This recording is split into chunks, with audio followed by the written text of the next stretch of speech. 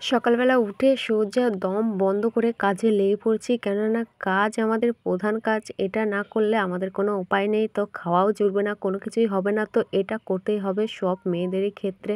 তো মেয়ে হয়ে জন্মানোর একটাই সমস্যা যে সকালে উঠে বাসি কাজ করো, সারা দিন রান্নাবান্না করো, রাতের কাজ করো, মানে সবসময় কাজ করো, তুমি কোনো কাজেই আর শান্তি পাবে না। তো যাই হোক, এটা একটু তাড়াহুড়ো করছিলাম, ছেলে এখনও ঘুম থেকে ওঠেনি, ঘুম থেকে উঠতে একটু লেট আছে। আর আমাদের গাছতলা দেখো কতগুলো আম পড়েছে, তো সেগুলো তুলে তুলে আমি রেখে দিয়েছিলাম, কেননা আমের চাটনি খাবো বলে। আর এইদিকে আমার স্নান দান করা কমপ্লিট, তো মুখে ক্রিম মেখেছিলাম, গলায় একটু লেগেছিলো, সেটা একটু ডলে ডলে ঠিক করছিলাম। আর আমার মুখের কি অবস্থা দেখো, একবারে চটা পড়ে গেছে। তো সেটা নিয়ে ভাবছিলাম কি করে ঠিক হবে। তারপরে সোজা চলে গেলাম রান্নাঘরে, এখন দেখছি শুধু ভাত আছে আর কিচ্ছু নেই। তারপরে ঢিকঢিক করতে করতে সোজা চলে এলাম ঘরের মধ্যে, তো আর ভালো লাগছিল না খাবারের জন্য, তো না খেয়ে থাকতে হবে আজকে, ওই জন্য একটু চিন্তা করছিলাম। তারপরে দেখো আমি রিলস বানানোর জন্য তৈরি হয়ে গেছি, আর মুখের কি অবস্থা, একেবারে রাক্ষসী রাক্ষসী লাগছে।